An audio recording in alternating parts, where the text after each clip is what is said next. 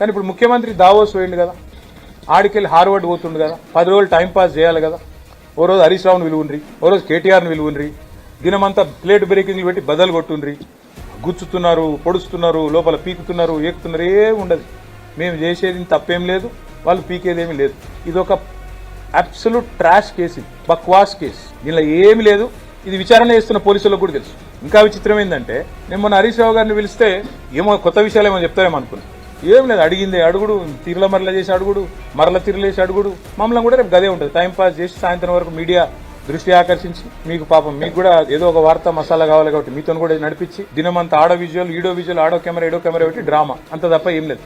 ప్రజలకు పనికొచ్చే ఒక్క పని ఈ ప్రభుత్వం ఈ 2 ఏళ్లలో చేసిందా? ఒక్క మహిళకు 2,500 రూపాయలు ఇచ్చిందా? దాని మీద చర్చ జరగదు. 6 గ్యారెంటీల మీద చర్చ జరగదు. 100 రోజులు అన్నది మర్చిపోవాలి. ఏమనంటే కేసీఆర్ అప్పులు చేసిండని డబ్బు కొట్టాలి. ఇదే దిక్కుమాలిన ఆలోచన తప్ప వాళ్ళు పీకేదేం లేదు, వాళ్ళతో అయ్యేదేం లేదు. బరాబర్ పోతా, బరాబర్ వాళ్ళకి చెప్పొస్తా. నేను అడుగుతా ఫస్ట్ సిట్టోళ్ళని, ఏమని మీరు నా ఫోన్ ఇలా ట్యాప్ అవుతుందా లేదా చెప్పురు ముందని అడుగు. చెప్తారా?